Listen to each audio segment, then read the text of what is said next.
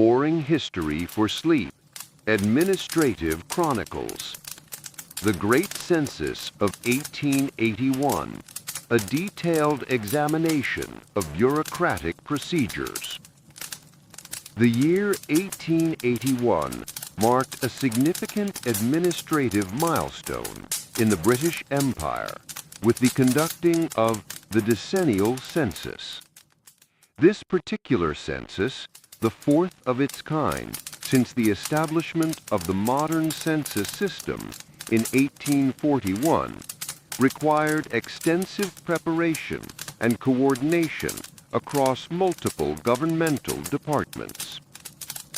The Census Office, established temporarily for this purpose, was located at Somerset House in London. The office employed approximately 347 clerks, supervisors, and administrative staff members. Each employee was required to arrive at precisely 9 a.m. and depart at 5:30 p.m. with a mandatory lunch break from 12:30 p.m. to 1:30 p.m. The office was divided into 17 departments, each responsible for specific aspects of data collection and compilation. Department A handled the initial sorting of completed census forms. These forms, measuring exactly 8.5 by 11 inches, were printed on standard government paper stock weighing 80 grams per square meter. The forms contained 47 individual questions, each requiring specific formatting and legible handwriting. Department A employees were required to sort these forms alphabetically by surname, then by given name, and finally by middle initial where applicable. The sorting process involved the use of wooden filing cabinets, each measuring 4 feet in height, 2 feet in width, and 18 inches in depth. These cabinets were manufactured by Pemberton and Sons, a furniture company located in Manchester. Each cabinet contained 24 individual drawers, and each drawer was labeled with a specific letter combination. For example, drawer 1A contained surnames beginning with AA through AB, while drawer 1B contained surnames from AC through AD.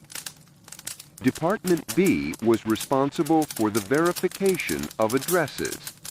This department employed 23 clerks who worked exclusively with street directories and postal records. Each clerk was assigned a specific geographic region and was required to verify the accuracy of addresses listed on census forms. The verification process involved cross-referencing the provided address with the official street directory, published annually by Kelly's Directory Limited. Boring History for Sleep, Administrative Chronicles. The Great Census of 1881, a detailed examination of bureaucratic procedures. The year 1881 marked a significant administrative milestone in the British Empire with the conducting of the decennial census.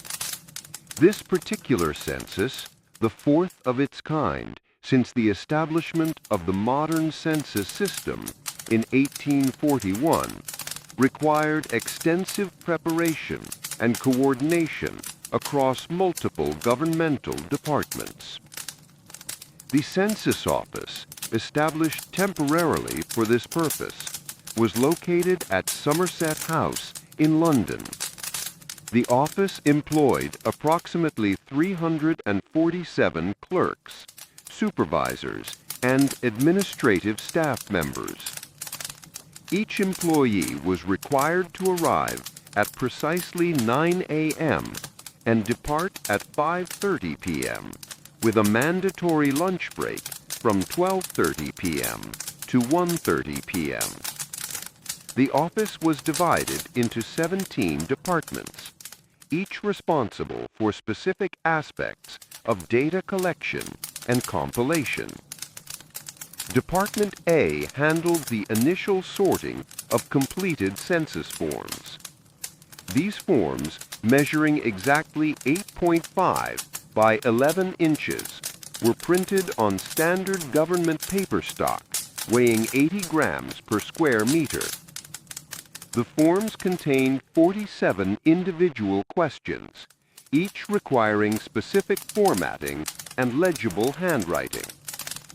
Department A employees were required to sort these forms alphabetically by surname, then by given name, and finally by middle initial where applicable. The sorting process involved the use of wooden filing cabinets, each measuring 4 feet in height, 2 feet in width, and 18 inches in depth. These cabinets were manufactured by Pemberton and Sons, a furniture company located in Manchester.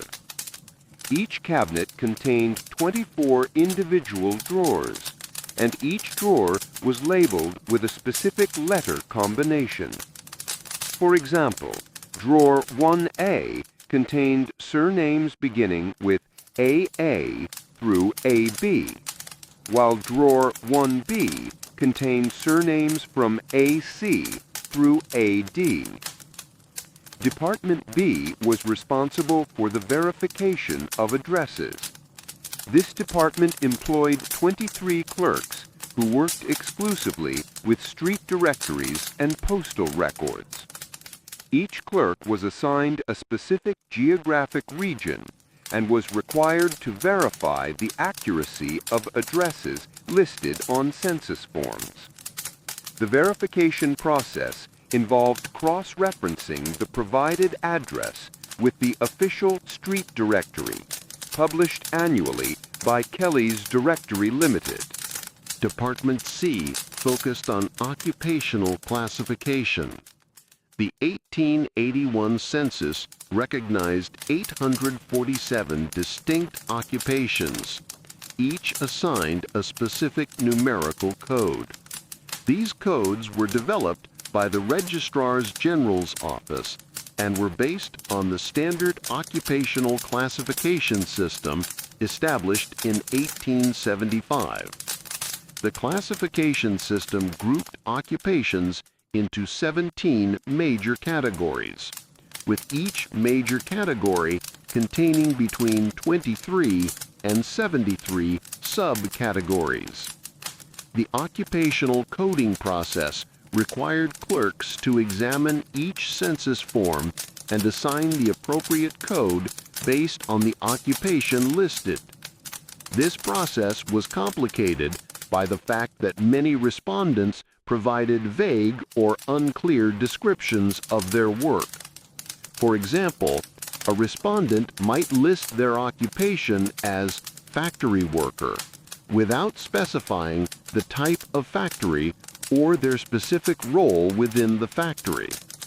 To address this issue, Department C maintained a comprehensive reference manual containing detailed descriptions of each recognized occupation. This manual, bound in green cloth and measuring 9 inches by 12 inches, contained 634 pages of occupational descriptions, cross-references, and coding instructions. The manual was updated annually to reflect changes in the classification system and to provide additional guidance for ambiguous cases. Department D handled age verification and standardization. The 1881 census required respondents to provide their exact age in years, but many respondents provided approximate ages or age ranges. Department D clerks were responsible for standardizing these responses according to established guidelines. For example, if a respondent listed their age as about 35, The clerk would record this as 35 in the standardized database. The age verification process also involved cross-referencing census responses with birth records where available. This process was particularly challenging because birth registration had only become mandatory in England and Wales in 1837, meaning that many older respondents would not have official birth records. In such cases, clerks were instructed to accept the age as reported unless there was clear evidence of an error. Department E was responsible for household composition analysis. This department examined each census form to determine the relationships between individuals living in the same household. The 1881 census recognized 23 different relationship categories, including head of household, spouse, child, grandchild, parent, grandparent, sibling, in-law, boarder, lodger, visitor, and servant. The household composition analysis process required clerks to examine the relationship information provided on each census form and to identify any inconsistencies or errors. For example, if a household contained two individuals both claiming to be the head of household, the clerk would need to determine which individual should properly be designated as the head of household based on established criteria. Department F handled the compilation of statistical summaries. This department was responsible for creating tabular summaries of census data for use in official reports and publications. The statistical compilation process involved the use of mechanical calculating machines, which were relatively new technology at the time. These machines, manufactured by Thomas de Colmar in France, could perform basic arithmetic operations and were considered state-of-the-art computational equipment. The statistical summaries produced by Department F included population totals by age, sex, occupation, and geographic location. These summaries were compiled for various administrative units, including parishes, registration districts, counties, and the entire country. The compilation process required extensive attention to detail, as errors in the statistical summaries could have significant implications for government policy and resource allocation. Department G was responsible for quality control and error checking.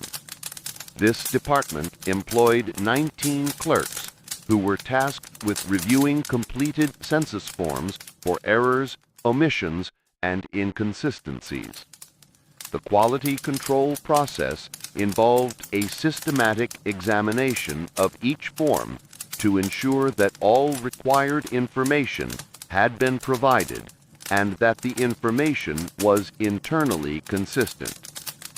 The error checking process was guided by a detailed checklist containing 73 specific items to be verified on each census form.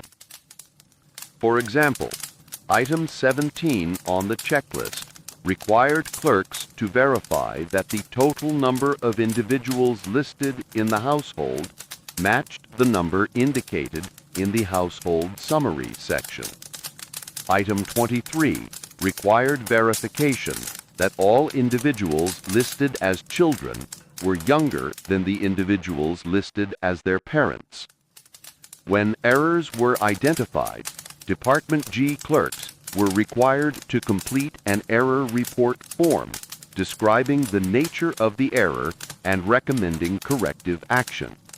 These error reports were forwarded to the appropriate department for resolution.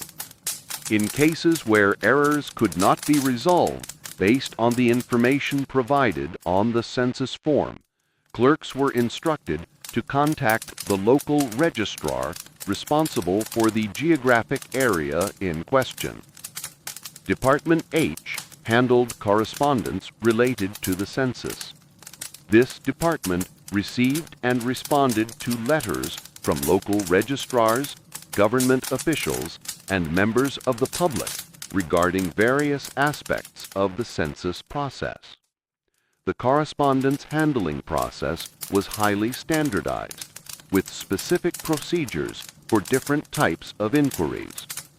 All incoming correspondence was logged in a bound register containing pre-numbered pages. Each letter was assigned a unique reference number based on the date received and the order in which it was processed.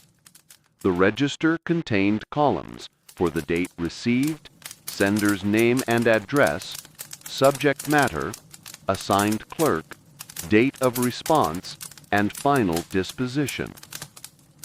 Department I was responsible for the preparation of census schedules for distribution to households. The schedule preparation process began approximately 6 months before the actual census date and involved the printing and distribution of millions of individual census forms. The schedules were printed by Harrison and Sons, the official government printer, using a standardized format approved by the Registrar General.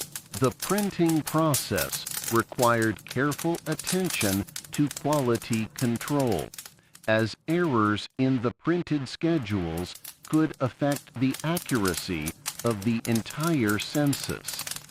Each batch of printed schedules was inspected by a team of proofreaders who checked for printing errors, missing information, and formatting problems.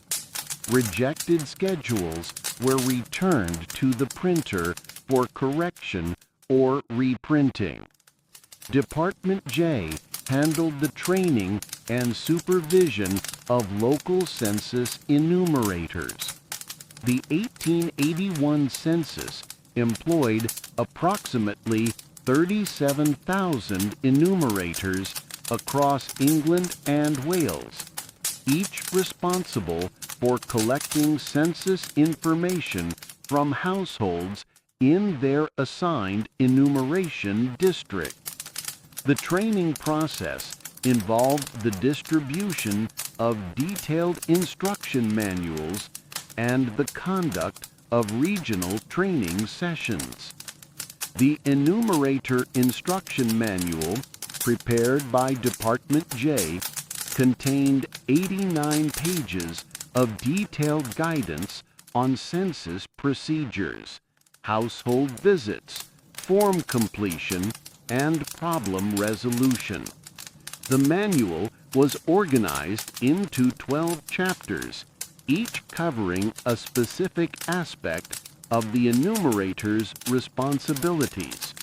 Chapter 3, for example, provided detailed instructions on how to approach households and explain the purpose of the census. The training sessions were conducted in regional centers across the country, with each session lasting approximately 4 hours. The sessions covered the contents of the instruction manual and provided opportunities for enumerators to practice census procedures and ask questions about specific situations they might encounter. Department K was responsible for the coordination of census activities with local government officials. This department maintained correspondence with mayors, town clerks, parish officials, and other local authorities to ensure proper coordination of census activities. The coordination process involved the distribution of informational materials, the scheduling of census activities, and the resolution of any conflicts or problems that might arise. The coordination activities required extensive advance planning, as the census process involved thousands of individuals working across hundreds of different administrative jurisdictions. Department K maintained detailed schedules showing the planned timing of census activities in each area, along with contact information for relevant local officials. Department L handled the storage and security of completed census forms. This department was responsible for ensuring that all census materials were properly stored and secured to prevent loss, damage, or unauthorized access. The storage process involved the use of specially designed filing systems and security procedures developed specifically for census materials. The filing system used by Department L consisted of metal filing cabinets arranged in a large warehouse facility adjacent to the main census office. Each cabinet was labeled with a specific geographic identifier and contained census forms organized by enumeration district. The warehouse facility was staffed by security guards who maintained a continuous presence to prevent unauthorized access to census materials. Department M was responsible for the preparation of preliminary census reports. These reports were designed to provide early statistical summaries of census results to government officials and the public. The preparation of preliminary reports required careful selection of key statistics and the development of standardized reporting formats. The preliminary reports covered basic demographic information such as total population, age distribution, sex distribution, and general occupational categories. These reports were prepared for each county and major city as well as for the entire country. The reports were published approximately 6 months after the census date, with more detailed final reports following approximately 1 year later. Department N handled public inquiries and information requests related to the census. This department received hundreds of letters and visits from members of the public seeking information about census procedures, results, or their own census records. The inquiry handling process required extensive knowledge of census procedures and regulations, as well as good communication skills. The public inquiry process was governed by strict confidentiality rules designed to protect the privacy of census respondents. Department N clerks were prohibited from providing information that could identify specific individuals or households, and all requests for such information were denied.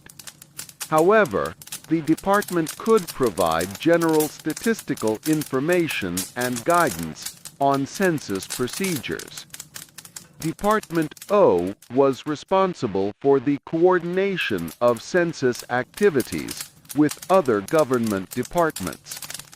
The census process required cooperation with the Post Office, the Board of Trade, the Home Office, and various other government agencies. The coordination process involved regular meetings, correspondence, and the sharing of relevant information and resources. The interdepartmental coordination activities were particularly important for ensuring that census enumeration districts aligned properly with postal districts, administrative boundaries, and other geographic divisions used by different government departments. This alignment was essential for the accurate compilation of statistics and the proper administration of government services. Department P handled the recruitment and management of temporary census staff. The 1881 census required the hiring of thousands of temporary employees to assist with data collection, processing, and analysis. The recruitment process involved the publication of job announcements, the review of applications, and the conduct of interviews and background checks. The temporary staff management process required careful attention to scheduling, training, and supervision. Department P maintained detailed records of all temporary employees, including their qualifications, training completion, work assignments, and performance evaluations. The department also handled payroll processing and the resolution of any employment-related issues that might arise. Department Q was responsible for the development and maintenance of census processing procedures. This department created detailed written procedures for all aspects of census operations, from initial planning through final report publication. The procedure development process involved extensive consultation with other departments and regular updates based on lessons learned from previous censuses. The processing procedures developed by Department Q covered topics such as form design, data collection methods, quality control processes, statistical compilation techniques, and report preparation standards. These procedures were documented in a comprehensive operations manual that served as the definitive reference for all census activities. The operations manual was organized into 23 sections, each covering a specific aspect of census operations. Section 7, for example, provided detailed guidance on the handling of incomplete or ambiguous census responses. Section 14 covered the procedures for resolving discrepancies between different data sources. The manual was updated annually to reflect changes in procedures, improvements in methodology, and lessons learned from previous censuses. The update process involved extensive review and approval by senior census officials and required formal documentation of all changes.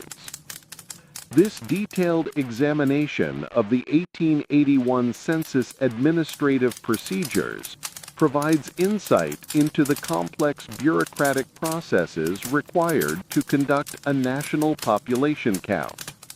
The careful attention to procedural detail, quality control, and systematic organization reflects the Victorian era's emphasis on administrative efficiency and scientific methodology. The census process also demonstrates the extensive coordination required between different levels of government and the challenges involved in managing large-scale data collection activities with the technology available at the time. The reliance on manual processes, paper records, and mechanical calculating devices required enormous attention to detail and careful quality control procedures.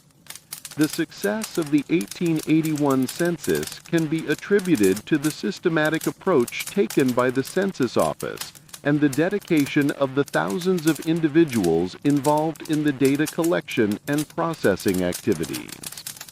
The detailed procedures and quality control measures ensured that the census provided accurate and reliable information for government planning and historical research.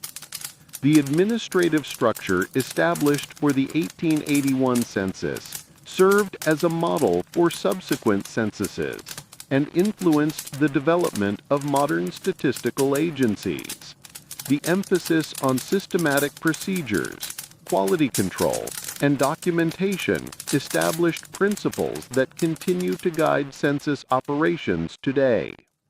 The legacy of the 1881 census extends beyond its immediate statistical results to include its contributions to the development of modern administrative practices and statistical methodology.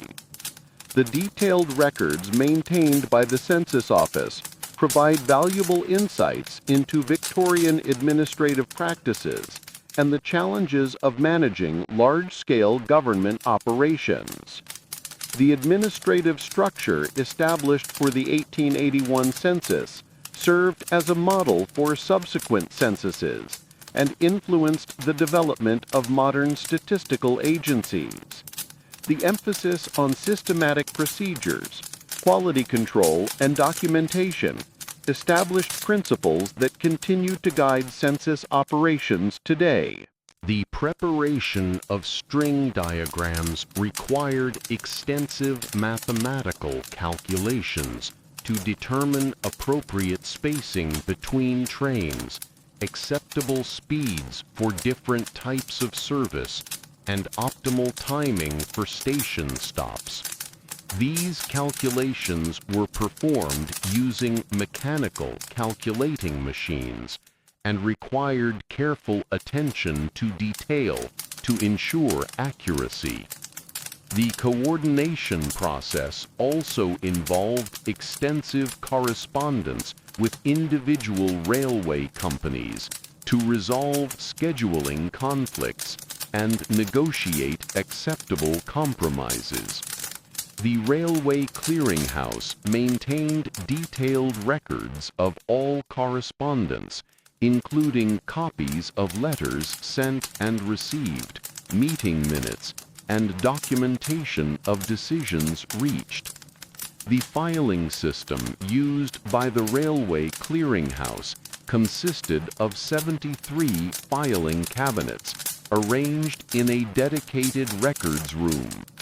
Each cabinet was labeled with a specific company name or subject category, and each drawer contained correspondence organized chronologically by date. The filing system was maintained by 2 full-time clerks who were responsible for ensuring that all correspondence was properly filed and could be retrieved when needed. The timetable development process culminated in the annual publication of Bradshaw's Railway Guide, a comprehensive reference work containing detailed schedules for all railway services in the British Isles. The preparation of Bradshaw's Guide required the compilation and editing of thousands of individual schedules into a coherent and user-friendly format. The editing process for Bradshaw's Guide involved multiple rounds of proofreading and fact-checking to ensure accuracy. The guide contained approximately 1,200 pages of timetable information, organized by geographic region and railway company. Each page contained multiple columns of departure and arrival times, with additional information about connections, special services, and operational notes. The production of Bradshaw's Guide required specialized typesetting equipment and skilled compositors familiar with the complex formatting requirements of railway timetables. The typesetting process involved the arrangement of thousands of individual pieces of metal type, each representing a specific character or symbol. The compositors worked from detailed manuscripts prepared by the Railway Clearinghouse editorial staff. The printing process for Bradshaw's Guide required the use of high-speed printing presses capable of producing large quantities of copies with consistent quality. The printing was typically completed in batches, with each batch carefully inspected for printing errors or defects. The printed copies were then bound using industrial binding equipment and distributed to railway stations, bookstores, and subscribers throughout the country. The distribution of Bradshaw's Guide involved a complex logistics network designed to ensure that copies reached their destinations in time for the implementation of new timetables. The distribution process relied heavily on the railway system itself, with special arrangements for the transportation of guide shipments to key distribution points. The careful preservation of census records has also provided an invaluable resource for historical research and genealogical studies. The detailed information collected in the 1881 census has enabled researchers to study population patterns, occupational structures, and social conditions in Victorian England with unprecedented detail and accuracy. The methodological innovations developed for the 1881 census, including improved classification systems, quality control procedures, and statistical compilation techniques, contributed to the advancement of statistical science and influenced the development of modern census methodology. The emphasis on systematic documentation and procedural standardization established principles that continue to guide statistical operations today. The development of railway timetables, a study in logistical coordination. The establishment of comprehensive railway timetables in the mid-19th century represented one of the most complex logistical challenges of the industrial age. The process of creating these timetables required extensive coordination between multiple railway companies, government agencies, and local authorities across vast geographic regions. The Railway Clearinghouse, established in 1842, served as the central coordinating body for timetable development and maintenance. This organization, headquartered in a modest building on Seymour Street in London, employed 127 permanent staff members dedicated to various aspects of railway coordination and administration. The timetable development process began each year in March, when railway companies submitted their proposed schedules for the following year's operations. These proposals were submitted on standardized forms measuring 11 by 17 inches, printed on heavyweight paper stock. Each form contained 34 sections requiring detailed information about departure times, arrival times, intermediate stops, and connection points. The Railway Clearinghouse maintained a master database of all railway lines, stations, and junctions in the British Isles. This database, compiled in 47 bound volumes, contained detailed information about track specifications, station facilities, and operational constraints for each section of railway. The database was updated quarterly to reflect new construction, modifications, and changes in operational procedures. The timetable coordination process involved the systematic review of each proposed schedule to identify potential conflicts, inefficiencies, and opportunities for improved connections. This review process was conducted by a team of 23 scheduling clerks, each responsible for specific geographic regions or railway lines. The Railway Clearinghouse also maintained a system for updating and correcting timetable information between annual publications. This system involved the distribution of printed supplements containing revised schedules, new services, and temporary changes.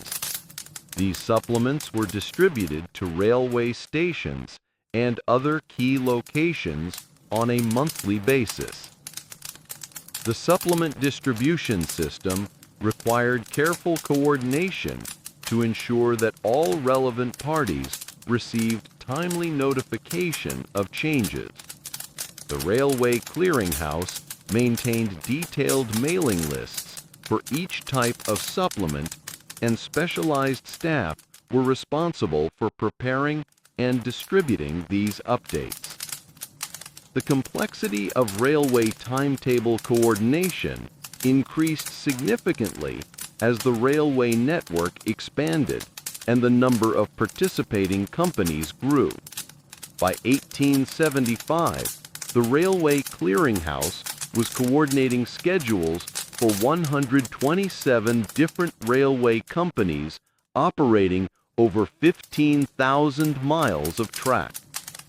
This expansion required continuous refinement of coordination procedures and the development of new administrative systems.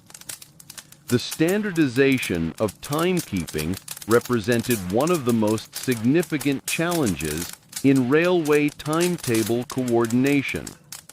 Prior to the development of railway systems, different towns and cities maintained their own local time standards, which could vary by several minutes even within relatively small geographic areas. The need for coordinated railway operations led to the establishment of railway time, based on Greenwich Mean Time as the standard for all railway operations. The implementation of railway time required extensive coordination with local authorities and the general public. The Railway Clearinghouse worked with government officials to establish legal frameworks for time standardization and conducted public education campaigns to explain the new system. This process involved the distribution of informational materials and the installation of standardized clocks at railway stations and other public locations. The technical aspects of timetable coordination also required attention to the physical limitations of railway equipment and infrastructure. The scheduling process needed to account for factors such as locomotive capabilities, track gradients, signal systems, and station facilities. This technical coordination required extensive consultation with engineering staff and operational personnel from participating railway companies. The Railway Clearinghouse maintained detailed technical specifications for all railway lines and equipment, including information about maximum speeds, load capacities, and operational constraints. This information was compiled in technical manuals and reference works that were updated regularly to reflect changes in equipment and infrastructure. The coordination of freight and passenger services presented additional challenges for timetable development. Freight trains typically operated on slower schedules and required different types of infrastructure and equipment than passenger services. The integration of these different types of service required careful planning to avoid conflicts and ensure efficient use of available track capacity. The Railway Clearinghouse developed specialized procedures for coordinating freight and passenger services, including the establishment of dedicated freight corridors and the scheduling of passenger services to minimize interference with freight operations. These procedures were documented in detailed operational manuals and were regularly updated based on operational experience. The international coordination of railway services added another layer of complexity to timetable development. The Railway Clearinghouse worked with similar organizations in other countries to coordinate cross-border services and ensure smooth connections between different national railway systems. This international coordination required attention to different national standards, regulations, and operational practices. The development of railway timetables represents a remarkable achievement in logistical coordination and administrative management. The systematic approach developed by the Railway Clearinghouse established principles and procedures that continue to influence transportation planning and operations management today. The emphasis on standardization, coordination, and systematic documentation provided a model for managing complex, multi-organizational systems that has been applied to many other areas of modern life. The comprehensive cataloging of library holdings, Victorian administrative practices. The systematic cataloging of library collections in the Victorian era represented one of the most meticulous administrative undertakings of the 19th century. The British Museum Library, established in 1759, but significantly expanded during the Victorian period, developed comprehensive cataloging procedures that required extraordinary attention to detail and systematic organization. The cataloging process began with the physical examination of each individual volume. This examination was conducted by a team of 34 cataloging clerks, working under the supervision of the chief cataloger, who maintained an office on the third floor of the museum's main building. Each clerk was assigned to a specific subject area and was required to examine approximately 15 volumes per day, though this number varied depending on the complexity of the materials being cataloged.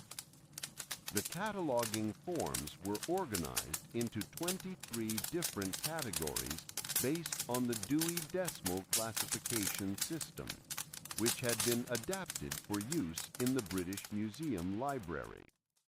Each category was assigned a specific color-coded filing system, with different colored paper used for different subject areas. For example, history volumes were cataloged on blue forms, while scientific works used green forms. The filing system for cataloging records consisted of 127 wooden filing cabinets, arranged in a dedicated records room adjacent to the main cataloging area. Each cabinet measured 5 feet in height and contained 36 individual drawers. The drawers were labeled with specific subject classifications and were arranged in alphabetical order in each cabinet. The cataloging clerks used specialized equipment for their work, including precision rulers for measuring book dimensions, magnifying glasses for examining small print, and standardized ink pens for completing forms. The ink used in the cataloging process was a specially formulated archival ink designed to resist fading and provide permanent records. The quality control process for cataloging involved multiple levels of review and verification. Each completed cataloging form was reviewed by a senior clerk who checked the accuracy of the information and verified compliance with established standards. Forms that contained errors or omissions were returned to the original cataloger for correction. The senior clerks were responsible for maintaining consistency in cataloging practices across different subject areas.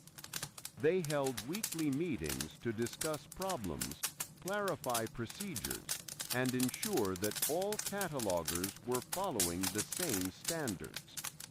These meetings were documented in detailed minutes that were filed in bound volumes and retained for future reference. The cataloging process also involved the creation of multiple index systems to facilitate the retrieval of information.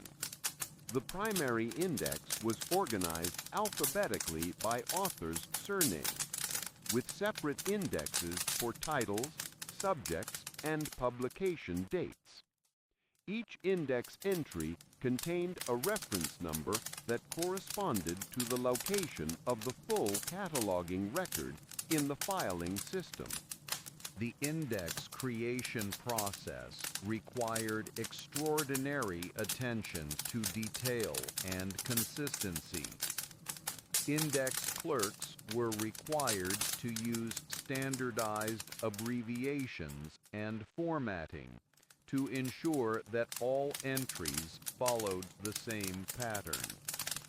The index cards were prepared using a specialized printing process that produced clear, legible text on durable card stock. The library's acquisition process was closely integrated with the cataloging system. New acquisitions were recorded in a separate acquisition register before being sent to the cataloging department.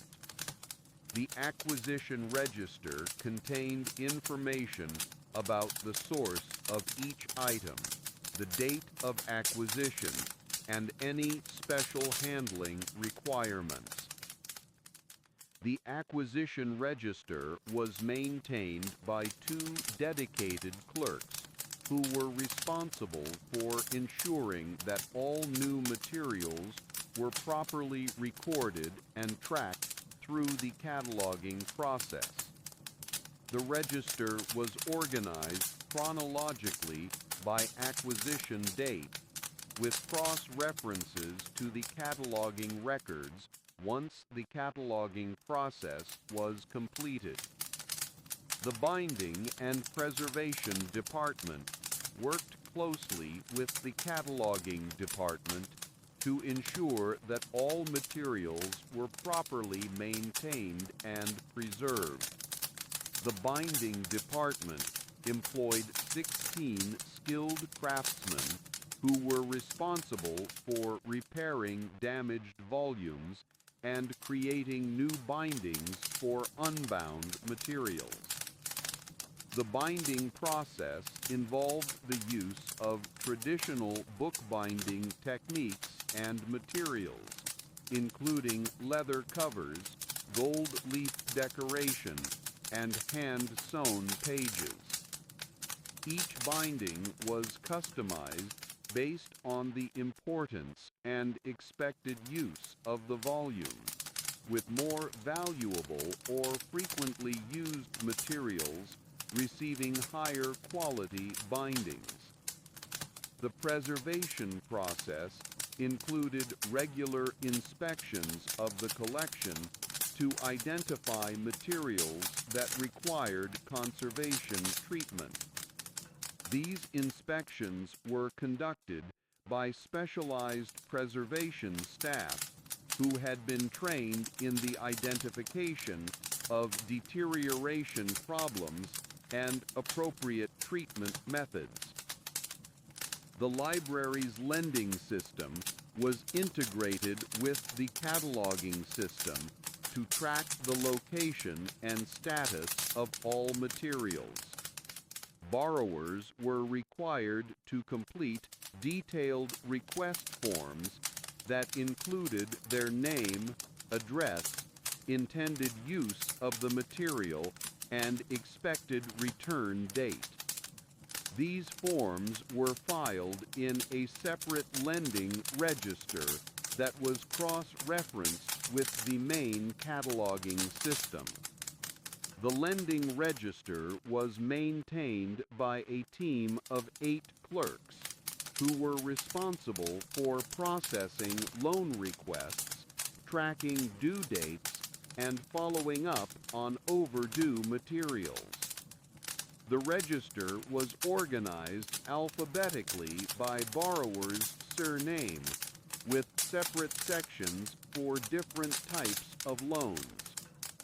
The library's reading room operations were closely coordinated with the cataloging system to ensure that materials could be efficiently retrieved and delivered to researchers' desks.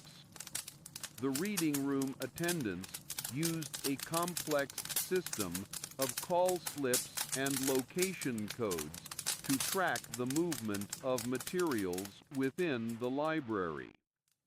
Each call slip contained detailed information about the requested item, including its cataloging number, shelf location, and the identity of the requesting researcher. The shelf location system was based on a hierarchical classification scheme that grouped materials by subject, then by author, and finally by publication date. This system required extensive cross-referencing between the cataloging records and the physical arrangement of materials in the library stacks. As calm and unhurried as before. The library stacks were organized into 43 separate sections, each containing materials from specific subject areas. Each section was supervised by a stack keeper, who was responsible for maintaining the proper arrangement of materials and ensuring that items were returned to their correct locations after use. The stack keepers maintained detailed records of the location of every item in their sections, including information about materials that had been temporarily moved for conservation treatment or other purposes. These records were updated daily and were cross-referenced with the main cataloging system.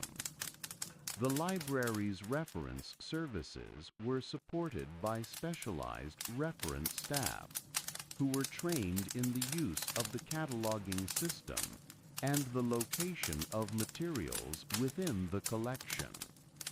The reference staff maintained their own set of reference tools and finding aids to assist researchers in locating relevant materials. The reference librarians created specialized bibliographies and research guides to assist researchers in navigating the collection.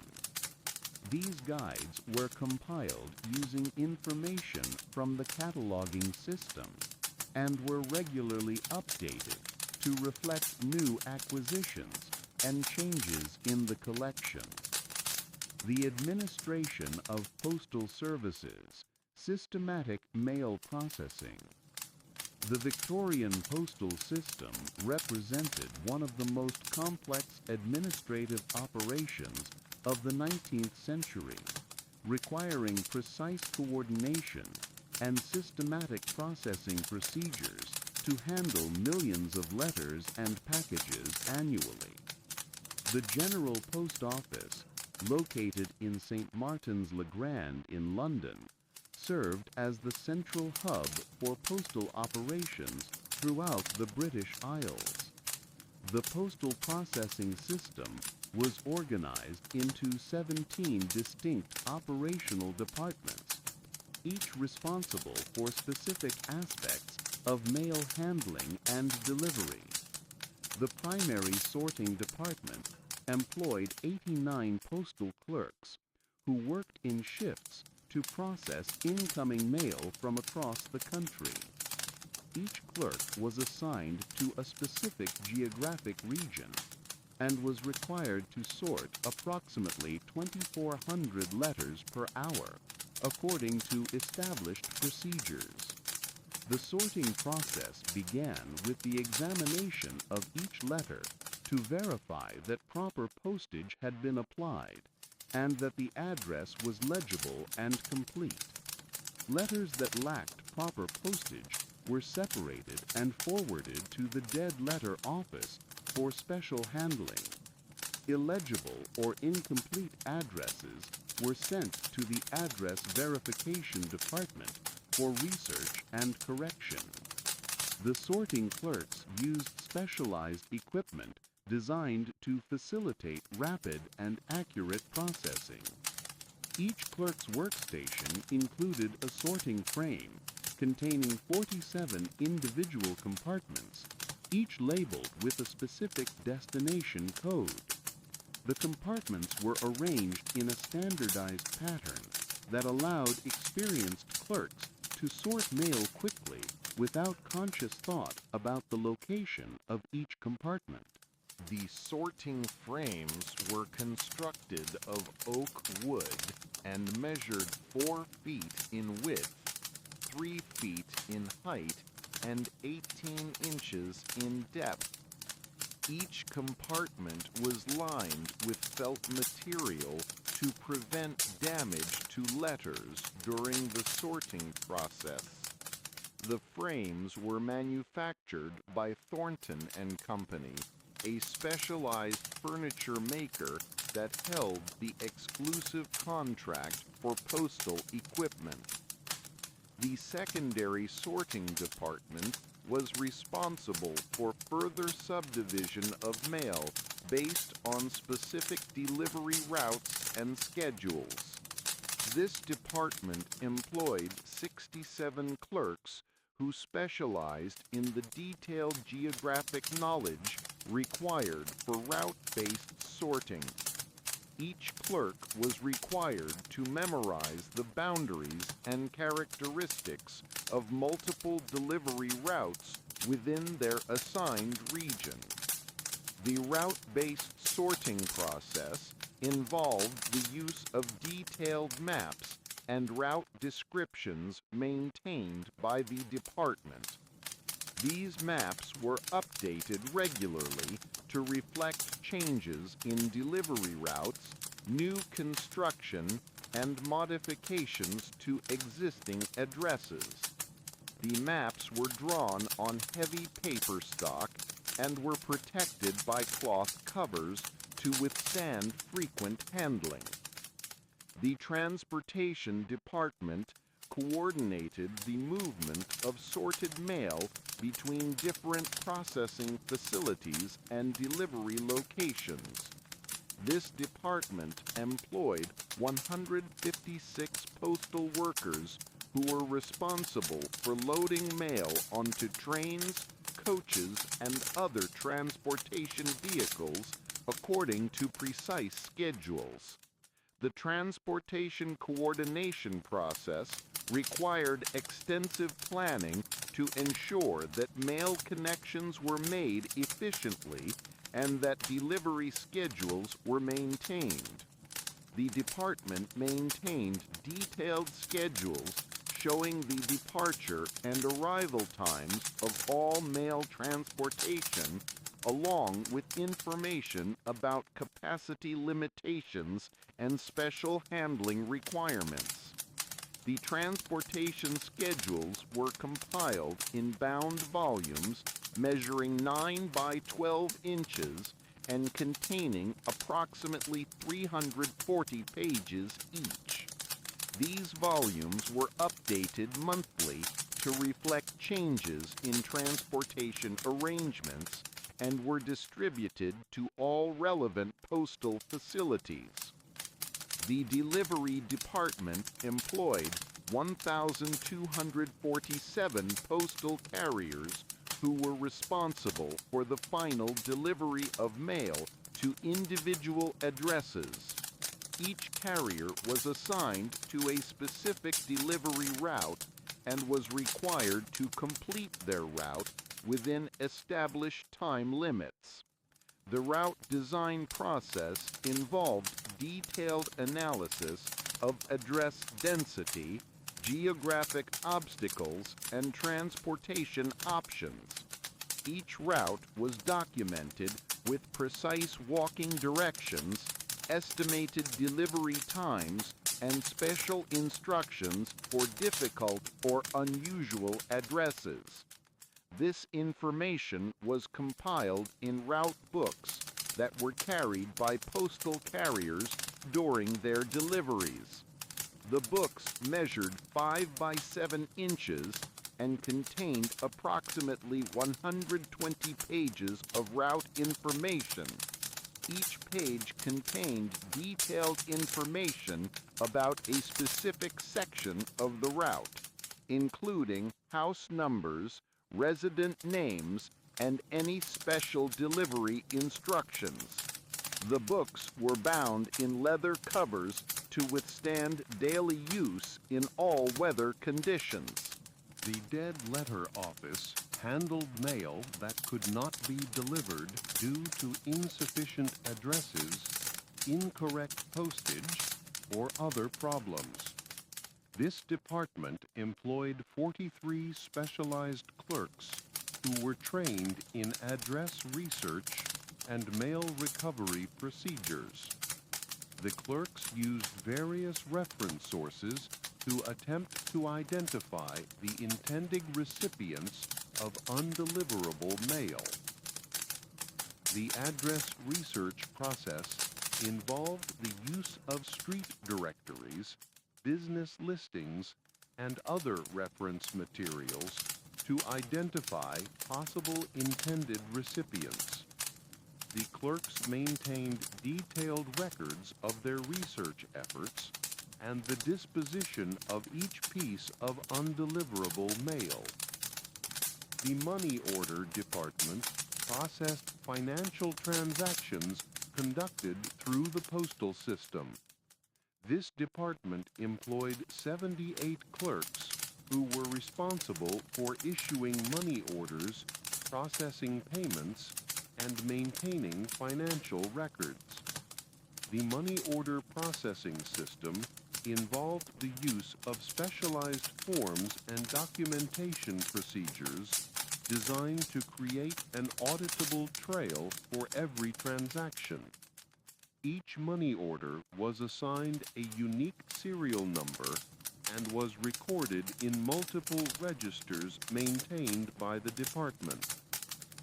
The telegraph department, integrated with postal operations, employed 234 telegraph operators who were responsible for transmitting and receiving telegraph messages. The telegraph system required precise timing and coordination to ensure that messages were transmitted accurately and efficiently. The telegraph operators worked in shifts to provide continuous service, with each operator responsible for specific telegraph lines and destinations. The operators used standardized procedures for message transmission and were required to maintain detailed logs of all messages sent and received.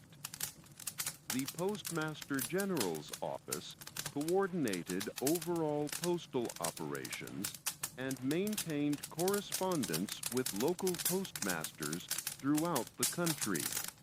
This office employed 29 administrative staff who were responsible for policy development, personnel management, and operational oversight. The administrative staff maintained extensive records of postal operations, including statistical reports, financial summaries, and operational analyses. These records were compiled in bound volumes and were retained for historical reference and future planning purposes. The postal inspection system employed 67 inspectors who were responsible for ensuring compliance with postal regulations and investigating problems with mail service. The inspectors traveled throughout the country to examine local postal operations and provide guidance to local postmasters. The inspection process involved the use of standardized checklists and evaluation procedures designed to ensure consistent application of postal regulations. The inspectors prepared detailed reports of their findings and recommendations for improvement. The postal savings system, administered through post offices, employed 145 clerks who were responsible for processing savings account transactions and maintaining customer records. The postal savings system provided banking services to individuals who might not otherwise have access to financial institutions. The savings account processing system required precise record-keeping procedures to ensure the accuracy of customer balances and interest calculations. Each account was documented with detailed transaction records and was subject to regular auditing procedures. The stamp production and distribution system employed 89 workers who were responsible for printing, perforating, and distributing postage stamps. The stamp production process required careful attention to quality control and security measures to prevent counterfeiting. The stamp distribution system involved the coordination of shipments to post offices throughout the country, with each shipment carefully tracked and documented. The distribution records were maintained in detailed registers that showed the quantity and destination of each stamp shipment. Municipal record keeping, urban administrative systems. The administration of municipal services in Victorian cities required extensive record-keeping systems to track property ownership, tax assessments, public works projects, and various regulatory compliance matters.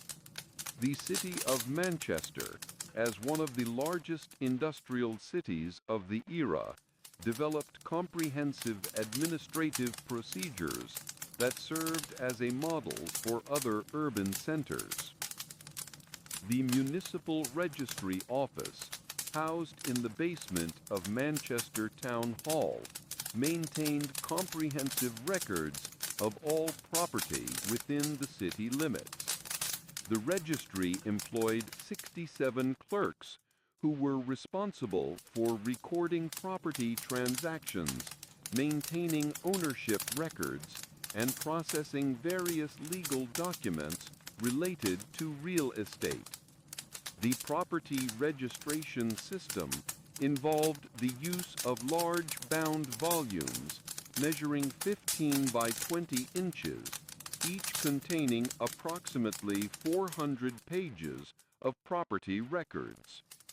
Each property within the city was assigned a unique identification number, and all transactions involving that property were recorded chronologically in the appropriate volume. The property records included detailed information about each parcel of land, including its precise dimensions, boundaries, current owner, previous owners, assessed value, and any encumbrances or restrictions. This information was recorded using standardized forms and procedures designed to ensure consistency and accuracy. The assessment department employed 45 assessors who were responsible for determining the taxable value of all property within the city. The assessment process involved the physical inspection of each property and the application of standardized valuation procedures based on comparable sales and construction costs. The assessors maintained detailed records of their property inspections, including notes about the condition of buildings, improvements made since the previous assessment, and any factors that might affect the property's value. These records were compiled in assessment books that were organized by street address and property identification number. The assessment books were updated annually to reflect changes in property values and ownership. The updating process required careful verification of all information and extensive cross-referencing between different record systems maintained by various municipal departments. The Public Works Department maintained detailed records of all infrastructure projects, including street construction, sewer installation, water system improvements, and public building construction. These records were essential for planning future projects and ensuring proper maintenance of existing infrastructure. The Public Works records were organized by project type and included detailed information about construction specifications, contractor information, cost estimates, actual expenditures, and completion dates. Each project was assigned a unique identification number and was tracked through all phases of planning, construction, and completion. The construction records included detailed drawings and specifications for all public works projects.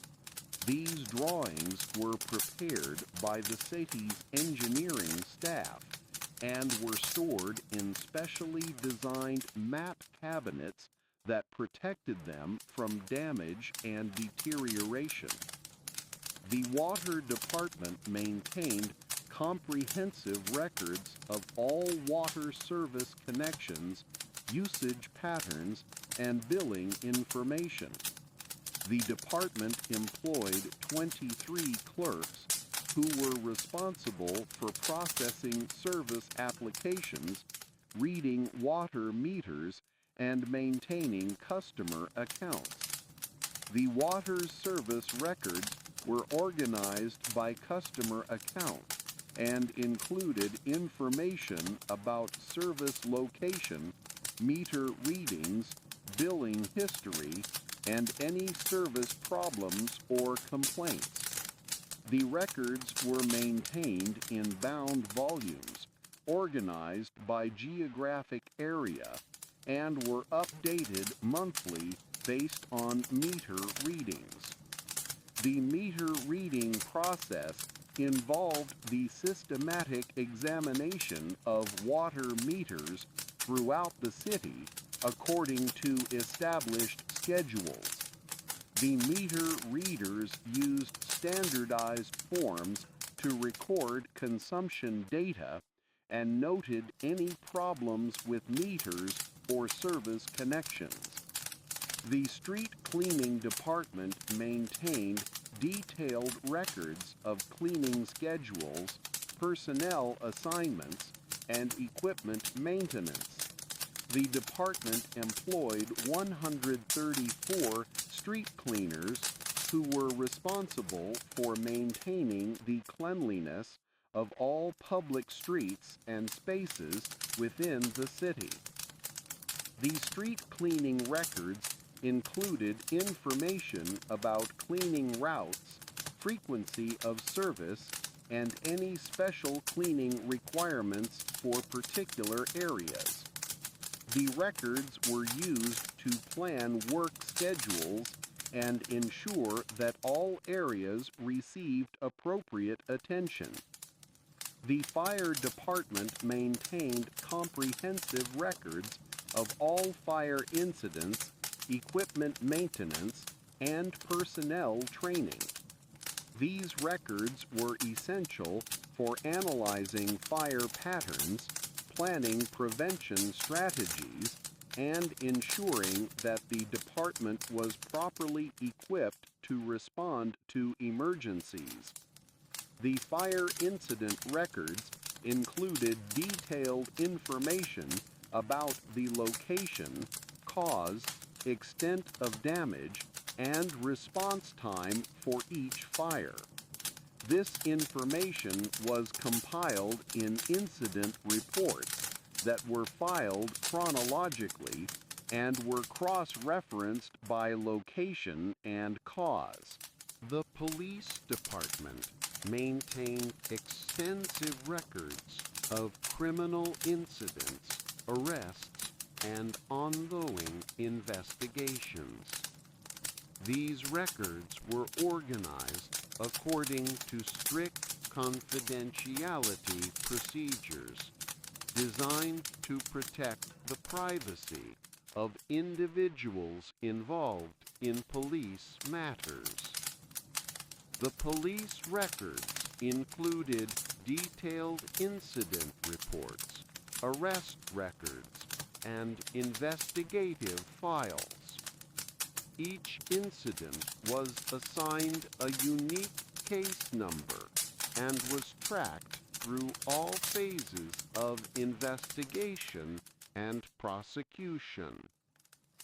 The health department maintained records of disease outbreaks, sanitary inspections, and public health initiatives. These records were essential for monitoring health conditions within the city and implementing appropriate public health measures. The health records included information about reported cases of infectious diseases, results of sanitary inspections, and compliance with public health regulations. The records were organized by type of health issue and were updated regularly based on ongoing monitoring activities. The building department maintained records of all construction permits, building inspections, and code compliance matters. These records were essential for ensuring that all construction within the city met established safety and quality standards. The building records included detailed information about permit applications, construction plans, inspection results, and any violations or corrective actions required. Each building project was assigned a unique permit number and was tracked through all phases of construction and approval. The licensing department maintained records of all licenses, professional certifications, and regulatory compliance matters. The department employed 12 clerks who were responsible for processing license applications and maintaining compliance records. The licensing records included information about license types, application dates, renewal requirements, and any violations or disciplinary actions. The records were organized by license type and were updated regularly to reflect new applications and renewals. The cemetery department maintained comprehensive records of all burials, plot ownership, and cemetery maintenance activities. These records were essential for managing cemetery operations and providing information to family members and researchers. The cemetery records included detailed information about burial locations, deceased individuals, plot owners, and any special instructions or restrictions. The records were organized chronologically by burial date and were cross-referenced by individual name and plot location. The systematic classification of government documents. The classification and filing of government documents in the Victorian era required extraordinary attention to detail and systematic organization to ensure that official records could be efficiently stored, retrieved, and preserved for future reference. The Public Record Office, established in 1838, developed comprehensive procedures for managing the vast quantities of documents produced by various government departments. The document classification system was based on a hierarchical structure that grouped documents by department, function, date, and subject matter. The primary classification categories included parliamentary papers, chancery records, exchequer documents, state papers, colonial records, and judicial proceedings. Each category was further subdivided into specific series and individual items. The classification process began with the initial examination of each document by trained archival staff. This examination involved the identification of the document's origin, date, subject matter, and administrative significance. The examination process was conducted according to standardized procedures designed to ensure consistency across different types of documents. The archival staff used specialized forms to record information about each document. These forms contained 52 separate fields, requiring detailed information about the document's physical characteristics, content, and administrative history. The forms were completed using permanent ink and were filed in bound volumes organized by classification number. The physical processing of documents involved several stages of preparation before final filing. Documents were cleaned, flattened, and repaired as necessary to ensure their long-term preservation. This process was conducted by skilled conservation staff who used traditional materials and techniques to restore damaged documents. The conservation process involved the use of specialized equipment and materials designed specifically for document preservation. The conservation laboratory employed 19 skilled craftsmen who were trained in traditional bookbinding and paper restoration techniques. Each conservator was responsible for specific types of documents and was required to maintain detailed records of all conservation work performed. The conservation records included information about the condition of documents before treatment, the specific procedures used, materials employed, and the final condition after conservation.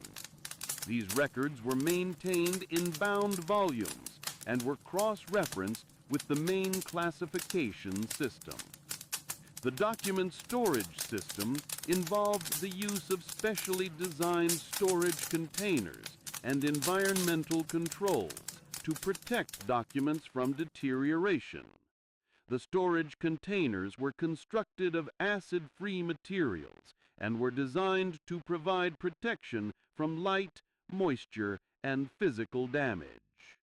The storage areas were organized according to the classification system, with each series of documents assigned to specific storage locations. The storage locations were recorded in detailed location registers that showed the exact position of each document within the storage system. The retrieval system was designed to allow authorized personnel to quickly locate and access specific documents. The retrieval process involved the use of detailed finding aids that cross-reference documents by various criteria, including date, subject, and administrative origin. The finding aids were compiled by archival staff and were regularly updated to reflect new acquisitions and changes in the classification system. The finding aids were organized as bound volumes containing alphabetical indexes and chronological listings of documents within each classification category. The access control system was designed to ensure that only authorized personnel could examine sensitive government documents. The access control procedures involved the use of formal request forms, supervisor approval, and detailed logging of all document access. The access records were maintained in bound registers that showed the date of access, identity of the requester, specific documents examined, and any restrictions or special conditions applied. These records were retained permanently and were subject to regular audit procedures. The copying and reproduction system was designed to create duplicate copies of important documents for security and access purposes. The copying process involved the use of specialized photographic equipment and techniques designed to produce high-quality reproductions without damaging original documents. The reproduction records included information about the documents copied, the purpose of the copying, the number of copies produced, and the distribution of copies to various government departments. These records were maintained in bound volumes and were cross-referenced with the main classification system. The binding and preservation system involved the preparation of documents for long-term storage and use. The binding process was conducted by skilled craftsmen who used traditional materials and techniques to create durable bindings that would protect documents from damage. The binding records included information about the documents bound, the binding techniques used, and the materials employed. These records were maintained in bound volumes and were used to track the condition and treatment history of bound documents. The cataloging system involved the creation of detailed descriptive records for each document or series of documents. The cataloging process required extensive knowledge of administrative history and documentary practices to ensure that descriptions were accurate and useful for researchers. The cataloging records were compiled in bound volumes, organized by classification number, and were cross-referenced by various criteria, including date, subject, and administrative origin. The cataloging process was conducted by trained archival staff who specialized in specific types of documents. The indexing system was designed to provide multiple access points to the document collection. The indexing process involved the creation of detailed subject indexes, name indexes, and chronological indexes that allowed researchers to locate relevant documents using various search criteria. The index compilation process required extensive analysis of document content and the application of standardized indexing procedures. The indexes were maintained in bound volumes and were regularly updated to reflect new acquisitions and changes in the classification system. The reference service system was designed to assist researchers in locating and using documents within the collection. The reference service employed 15 trained archival staff who were responsible for providing guidance to researchers and ensuring proper handling of documents. The reference staff maintained detailed knowledge of the collection and were trained in the use of finding aids and search procedures. They prepared detailed guides and instructional materials to assist researchers in navigating the classification system and locating relevant documents. The security system was designed to protect documents from theft, damage, and unauthorized access. The security procedures involved the use of controlled access areas, supervised document handling, and detailed logging of all document movements. The security records included information about access authorization, document handling procedures, and any security incidents or concerns. These records were maintained in bound volumes and were subject to regular review by security personnel. The preservation monitoring system involved regular inspection of documents to identify deterioration problems and determine appropriate conservation treatment.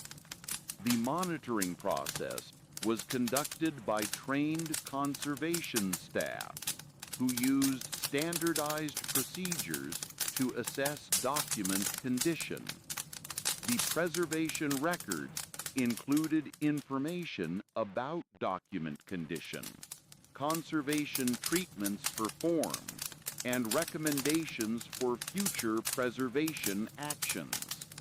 These records were maintained in bound volumes and were cross-referenced with the main classification system.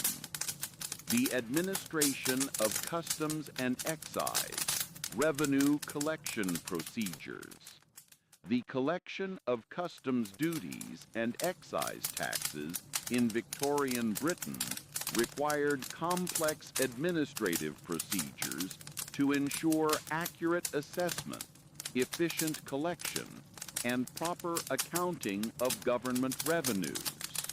The Board of Customs, headquartered in Custom House on Lower Thames Street in London, employed over 8,000 officers and clerks throughout the British Isles. The customs assessment process began with the inspection of incoming ships and their cargo manifests. Each ship arriving at a British port was required to present detailed documentation listing all cargo, passengers, and crew members. This documentation was examined by customs officers who verified the accuracy of the information and assessed appropriate duties. The cargo inspection process involved the physical examination of ship holds and individual cargo containers to verify their contents against the documentation provided. This process was conducted by teams of customs officers who used standardized procedures to ensure thorough and consistent inspections. The customs officers used specialized equipment for cargo inspection, including scales for weighing goods, measuring devices for determining volume, and sampling tools for testing the quality of various commodities. Each inspection was documented on standardized forms that recorded detailed information about the cargo examined. The duty assessment process involved the application of complex tariff schedules that specified different rates for various types of goods. The tariff schedules were updated regularly to reflect changes in trade policy and were organized in bound volumes that customs officers were required to memorize. The tariff schedules contained detailed descriptions of thousands of different commodities, each with specific duty rates and assessment procedures. The schedules were organized by commodity type and included cross-references to related items and special provisions for particular circumstances. The payment collection process involved the acceptance of duties in various forms, including cash, bank drafts, and bonds. The payment procedures were designed to ensure accurate recording of all transactions and proper accounting of government revenues.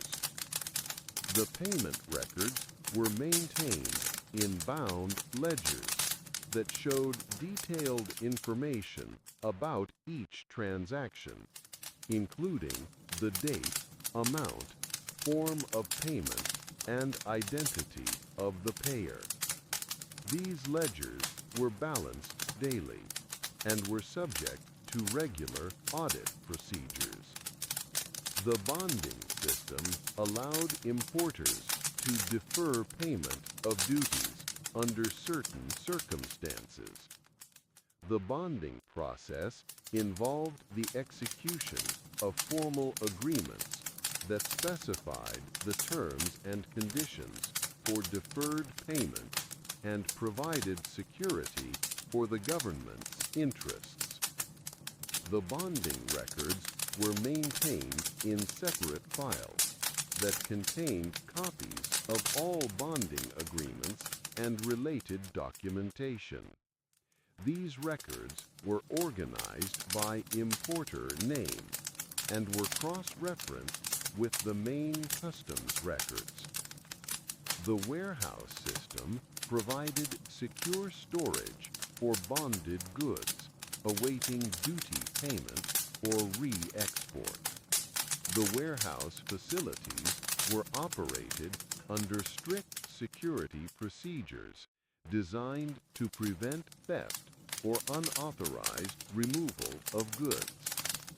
The warehouse records included detailed inventories of all goods in storage, along with information about their ownership, condition, and disposition. These records were maintained in bound volumes and were updated daily based on warehouse activities. The excise system involved the assessment and collection of taxes on domestically produced goods, including alcoholic beverages, tobacco products, and various manufactured items. The excise system employed specialized officers who conducted regular inspections of production facilities. The excise inspection process involved the examination of production records, inventory levels, and quality control procedures at manufacturing facilities. The inspections were conducted according to standardized procedures and were documented on detailed report forms. The excise officers used specialized equipment for measuring production quantities and testing product quality. This equipment was regularly calibrated and maintained according to established procedures to ensure accurate measurements. The excise payment system involved regular collection of taxes based on production levels and inventory changes. The payment procedures were designed to ensure timely collection of revenues and proper accounting of all transactions. The excise records were maintained in bound ledgers that showed detailed information about each taxpayer, including production levels, tax assessments, payments made, and any outstanding obligations. These records were organized by taxpayer name and were cross-referenced with production facility locations. The audit system involved regular examination of customs and excise records to ensure accuracy and detect any irregularities or fraud. The audit process was conducted by specialized staff who were trained in accounting procedures and investigative techniques. The audit records included detailed reports of all examinations conducted, findings discovered, and corrective actions taken. These records were maintained in bound volumes and were subject to review by senior management. The appeal system provided a mechanism for taxpayers to contest customs and excise assessments.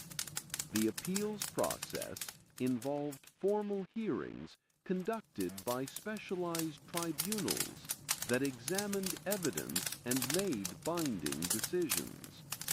The appeals records included detailed documentation of all cases heard, evidence presented, and decisions rendered.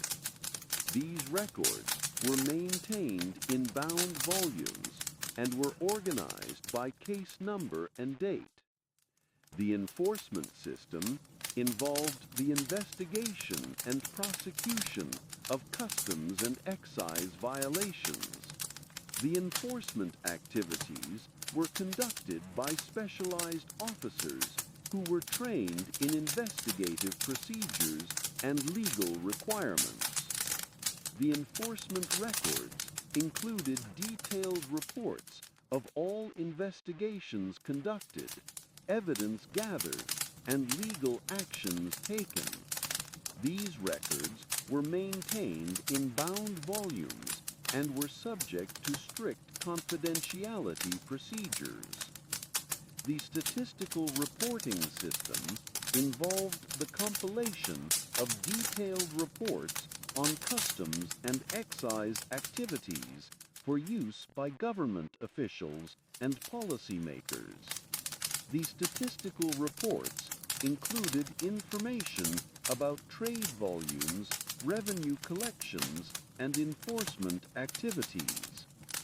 These records were compiled monthly and annually and were organized by commodity type, geographic region, and time period.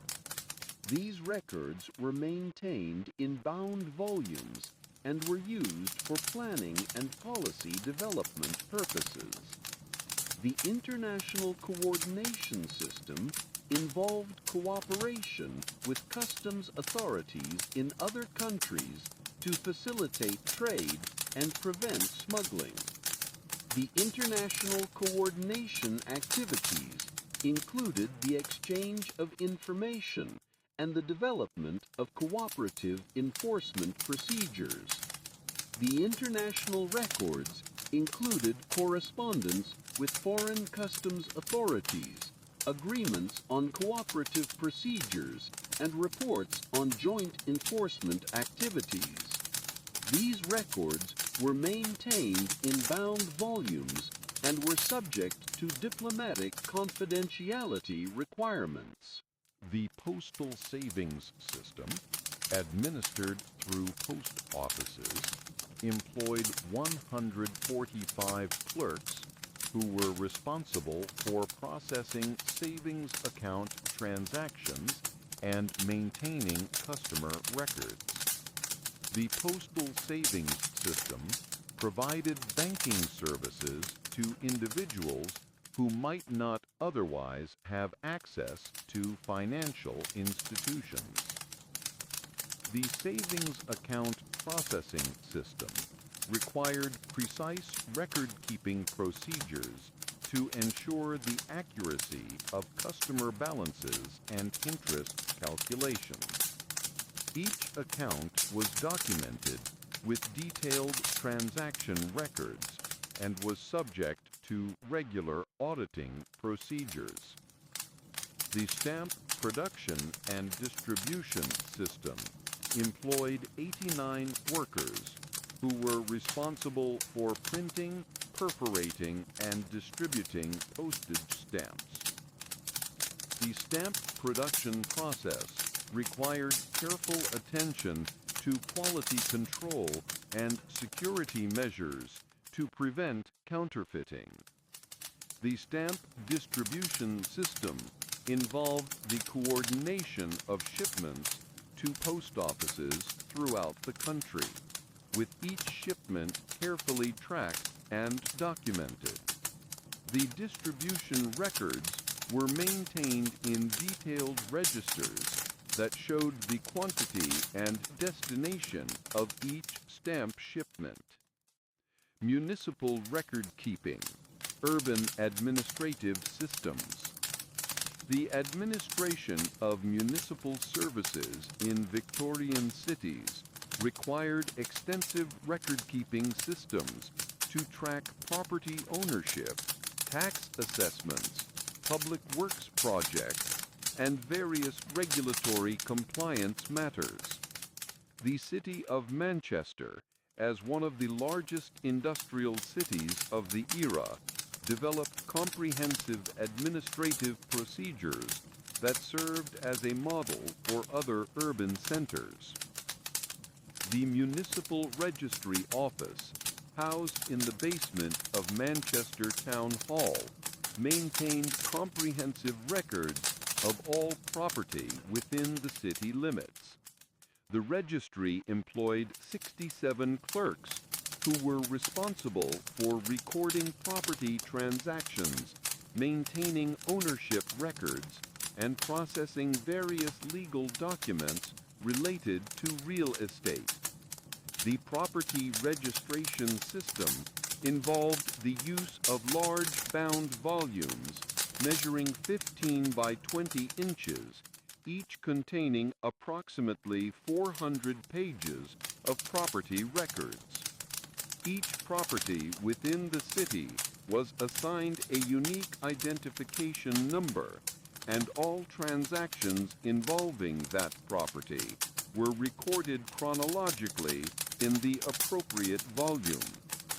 The property records included detailed information about each parcel of land, including its precise dimensions, boundaries, current owner, previous owners, assessed value, and any encumbrances or restrictions. This information was recorded using standardized forms and procedures designed to ensure consistency and accuracy.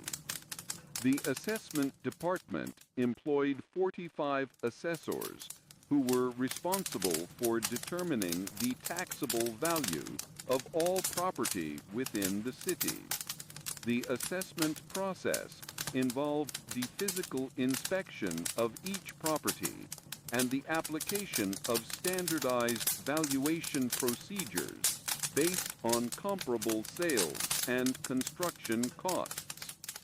The assessors maintained detailed records of their property inspections, including notes about the condition of buildings, improvements made since the previous assessment, and any factors that might affect the property's value. These records were compiled in assessment books that were organized by street address and property identification number.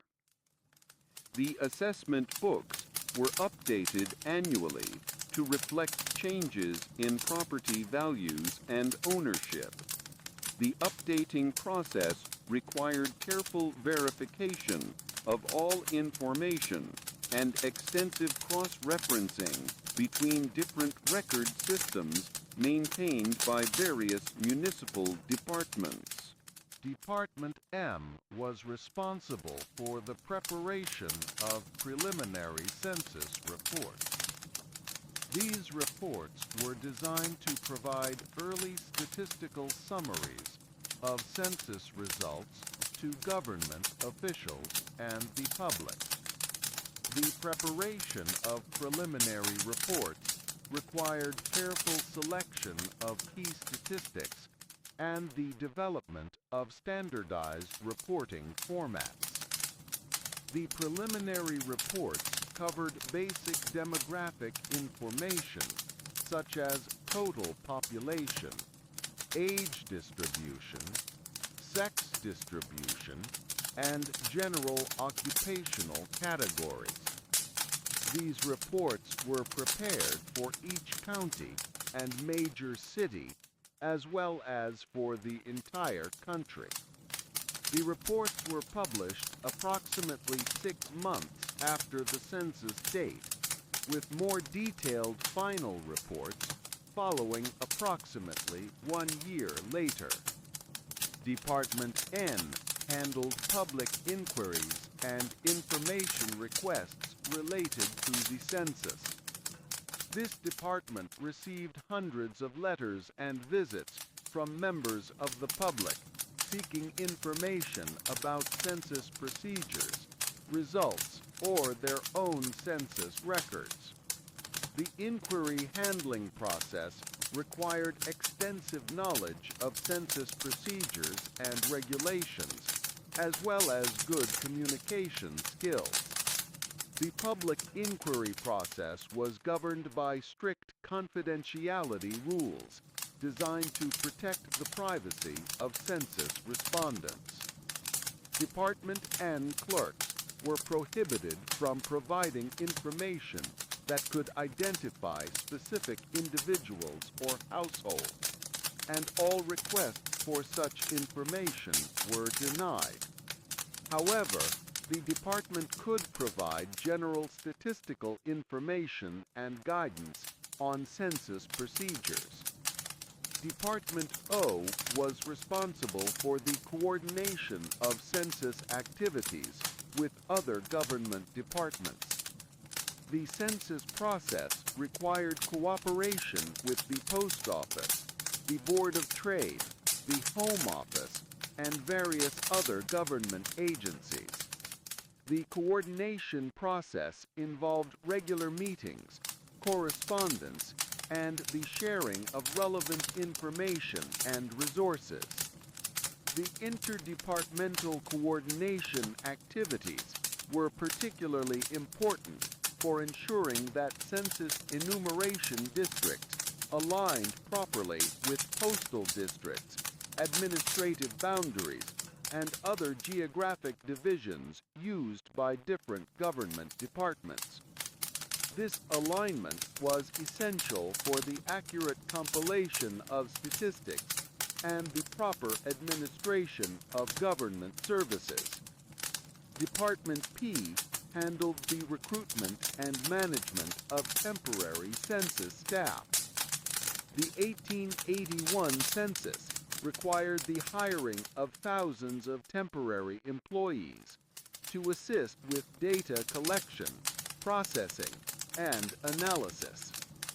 The recruitment process involved the publication of job announcements, the review of applications, and the conduct of interviews and background checks. The temporary staff management process required careful attention to scheduling, training, and supervision. Department P maintained detailed records of all temporary employees, including their qualifications, training completion, work assignments, and performance evaluations. The department also handled payroll processing and the resolution of any employment-related issues that might arise.